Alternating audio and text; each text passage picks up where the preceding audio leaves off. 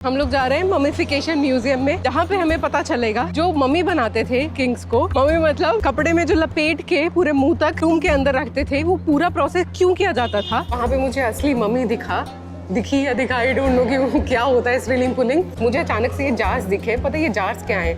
इन jars में ना जो ऑर्गन्स है वो बचा के रखा हुआ है। ये कह रहे हैं कि ये मंकी प्रिजर्व किया गया है ममीफिकेशन प्रोसेस से 3000 साल पहले। गुड मॉर्निंग पीपल, मुझे नहीं पता मैं कहाँ पे आ गई हूँ। ये मेरा स्टे है पीछे, और उसके पीछे खेत है, पूरा का पूरा घर मिला हुआ है। मैं हूँ अभी दुनिया के सबसे बड़े ओपन एयर म्यूजियम में। Yes, the whole city is a museum. इस सिटी का नाम है लक्सर इन इजिप्ट। मैं इजिप्ट में ही हूँ अभी, और मैं आज एक्सप्लोर करूंगी कि लक्सर में क्या क्या चीजें हैं और क्यों इसको ओपन एयर म्यूजियम बोलते हैं, वो भी दुनिया का सबसे बड़ा। सामने से लुक लाइट्स आ रहे हैं। कायरो जितना सिटी एरिया था, ये थैंक यू कायरो जितना सिटी था, ये उतना ही विलेज जैसा लग रहा है मुझे। मिक्सचर लग रहा है मॉडर्निटी का और थोड़ा सा एंटिक्विटी का। आज मैं एक्सप्लोर करूंगी ईस्ट बैंक को। मैं बताऊंगी आपको कि जो ये सिटी है कैसी जगह पे प्लेस्ड है, और इसके बीच में नाइल रिवर बहती है। तो मैं दिखाऊंगी कि कैसे कैसे ये सिटी का पूरा स्ट्रक्चर है। ठीक है, अभी मैं गली से पहले बाहर निकल जाऊँ। बाहर कैसे निकलना है जमाने में भाई पता करना बहुत मुश्किल हो गया है।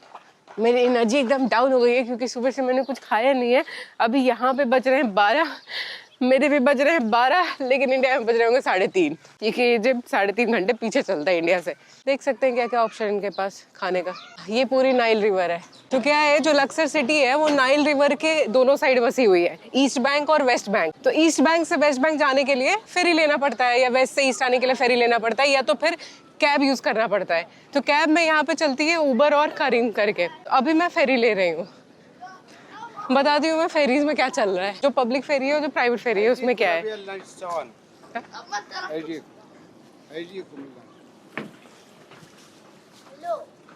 हेलो ये ना प्राइवेट फेरी में बैठ के जा रही हूँ मैं।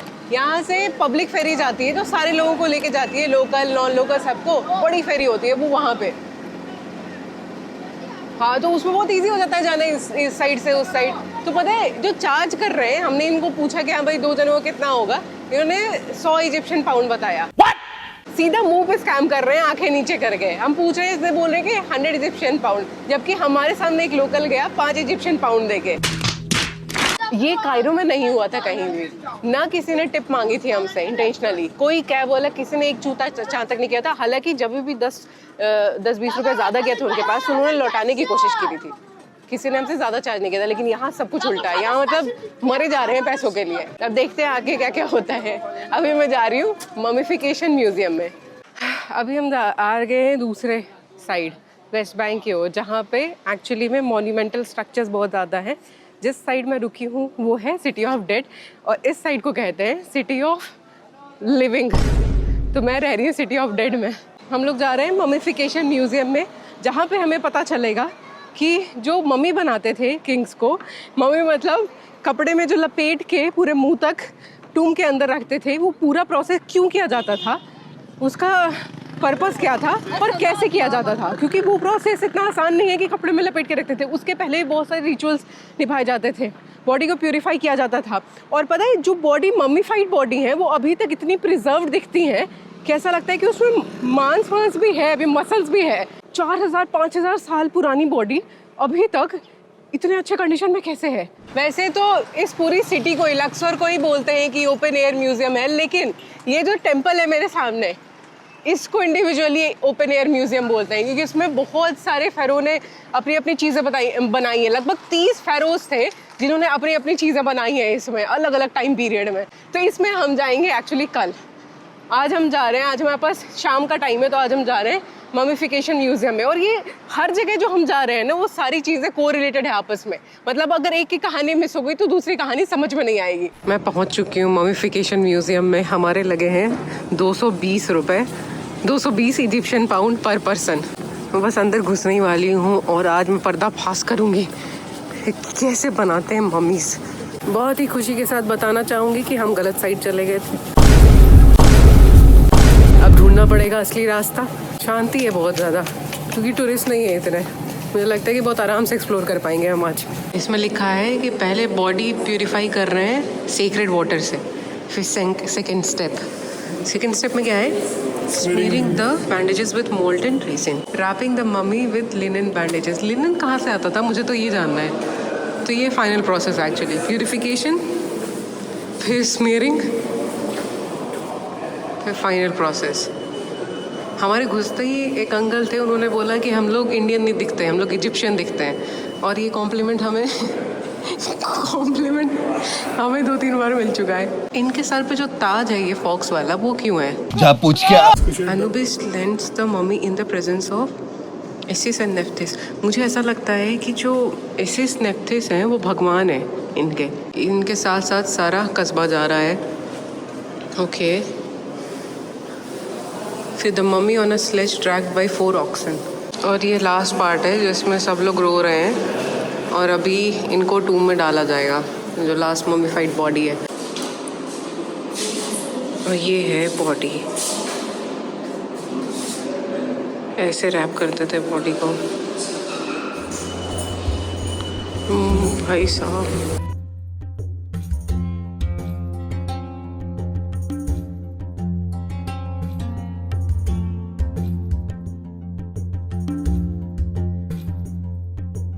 ये जो मम्मी की बॉडी है, मुझे लगा कि ऐसे ही दिखाने के लिए लगा, एग्जीबिशन के लिए, लेकिन ये रियल में है।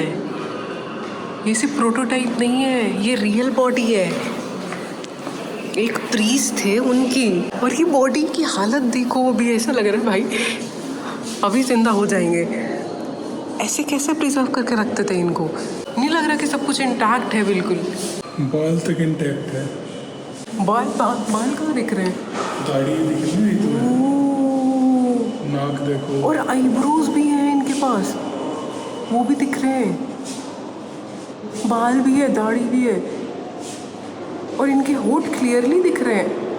ऊपर कोई मुखौटा है, आई एम टेलिंग यू। जगह छोड़ी गई है। हाँ, और इस पे ये सब बनाया गया है। सब क्रेजी, ये ओरिजिनल है। हाँ, वही तो मैं कह रही हूँ कि ये ओरिजिनल है। मुझे लगा था कि ऐसे ही बस बनाया गया है दिखाने के लिए।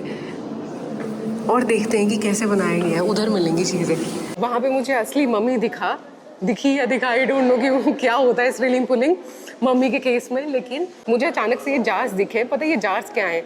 इन जार्स में ना जो ऑर्गन्स हैं वो बचा के रखा हुआ है, तो इसको भी प्रिजर्व किया जा रहा है। ये उसी टाइम का जार है।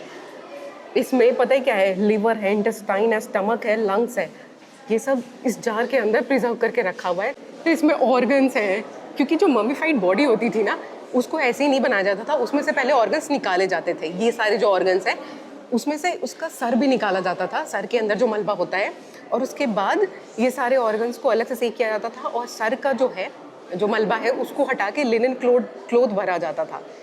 और हार्ट बॉडी में ही छोड़ा जाता था, उस बॉडी में हार्ट भी होगा, क्योंकि इनको लगता था कि हार्ट जो है वही है कोर ऑफ विजडम।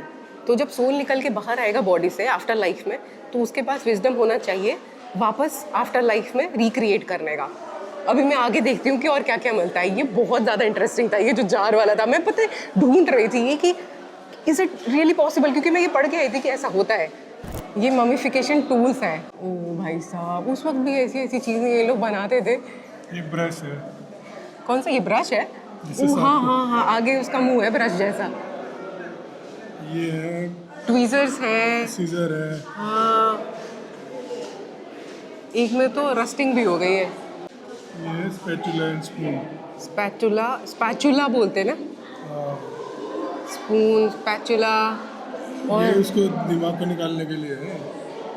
हाँ, यहाँ पे लिखा हुआ है कि the spatula and spoon to remove the fragments and the brain from cavity. मैं कह रही थी ना कि दिमाग निकाल देते हैं इनका ब्रेन से, मतलब ऑपरेशन करने की पूरी तकनीक थी इनके पास। बाय द वे, इन औजारों को भी एक सर्टेन टेम्परेचर में मेंटेन करके रखा गया है, 19.6 डिग्री सेल्सियस। ये कह रहे हैं कि ये मंकी प्रिजर्व किया गया है ममीफिकेशन प्रोसेस से 3000 साल पहले का मंकी। ओ भाई साहब, भाई 3000 साल पुराना क्रोकोडाइल है ये, ऐसे प्रिजर्व करके रखा हुआ है। और वो मछली, और छोटा क्रोकोडाइल है वो, और एक गाय का सींग है। ये सींग होता है ना, गाय का सींग है वो। मुझे लगता है मोस्टली यहाँ पे जो है प्रिजर्व वो 3000 साल पुराने ही है। अच्छा, इसको सेक्रेड एनिमल माना जाता था क्रोकोडाइल को।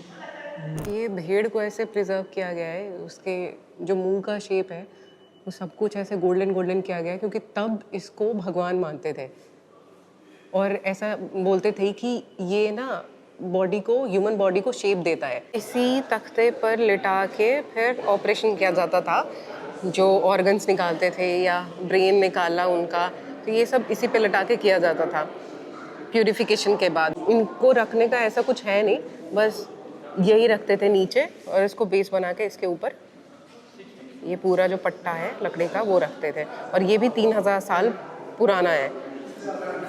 इसको भी मेंटेन किया गया है अंदर, मतलब टेम्परेचर कुछ और ही होगा।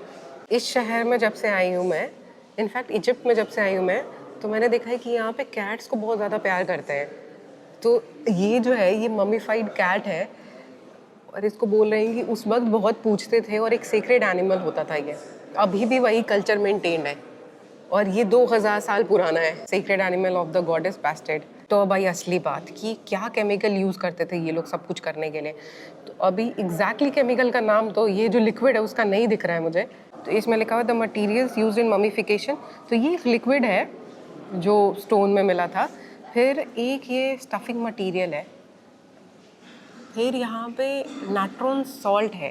जैसे कि ये बता रहे हैं कि एक वादी नाट्रोन करके है, वहाँ पे ओल्डेस्ट सॉल्ट मॉश है इजिप्ट में, वहाँ से मिला होगा ये। रेजिन है, ठीक है। Sawdust used as temporary stuffing in the thoracic and abdominal cavities.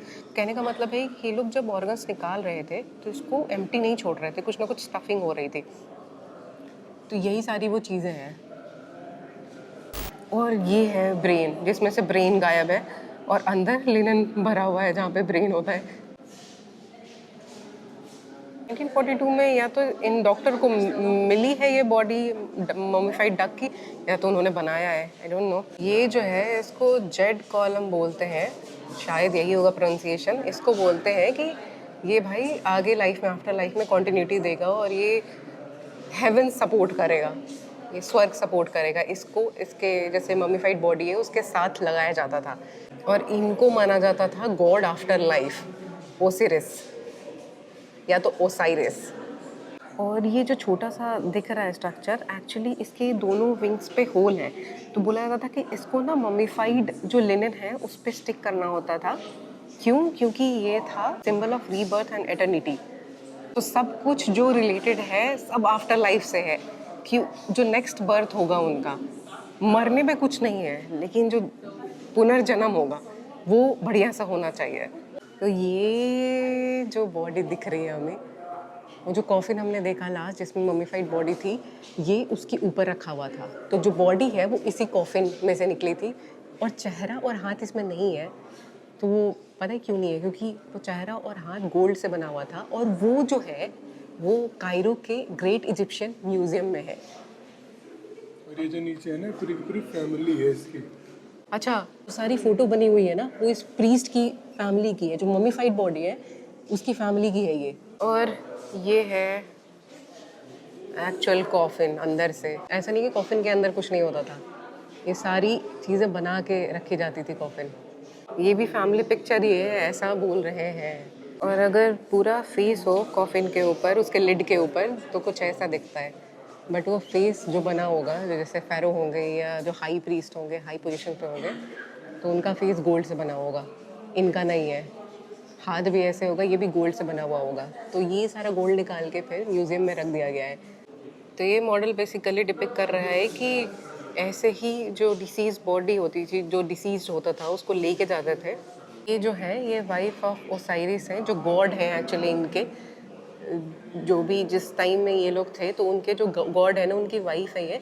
और इन्होंने ओसाइरिस को वापस जिंदा कर दिया था। I don't know how, but this was the concept कि ये जिंदा कर दिया था। तो इनको हमेशा जो डिसीज होते थे उनके आसपास रखा जाता था, इनको भी और इनको भी। ये दोनों आपस में बहनें थीं और जो डिसीज थे वो ऐसे ट्रांसपोर्ट होते थे थ्रू हेवन। तो इस मॉडल को भी उस बॉडी के साथ, ममीफाइड बॉडी के साथ रखा जाता था।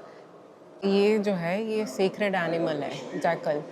ये उनका सेक्रेट एनिमल है जिनको बोला जाता है कि वो इन्वेंटर है ममिफिकेशन प्रोसेस के। उनका नाम एनुबिस था। तो ऐसे जो इनका हेड है ना, जो इस एनिमल का हेड है, ऐसा हेड मैंने आदमियों के सर पे भी देखा है। मतलब वो रिप्रेजेंट करता है कि हाँ भाई कुछ सीक्रेट प्रोसेस है या कोई प्रोटेक्टर है। ये जो मॉडल्स है ना, इनको रखा जाता था बॉडी के साथ, ताकि अगर बॉडी हेवन में जाए और कुछ हार्ड वर्क करना पड़े, गॉड ने बोला कि हार्ड वर्क करना है, तो ये मदद कर सके। और ये हेडरेस्ट था जो बॉडी के साथ जाता था, और इसको यूज़ करते थे माउथ ओपन करने के लिए, ताकि नई एनर्जी आए बॉडी में, वाइटलिटी आए, मतलब फॉर गुड थिंग। और ये भी बॉडी के साथ ही होता था। ये फिगर फिर से है ना जैकल वाली, तो ये एक्चुअली एनुबिस का ही एनिमल है, सेक्रेड एनिमल, जो कि लाइफ रीबर्थ को रिप्रेजेंट करता है और एक प्रोटेक्टर भी है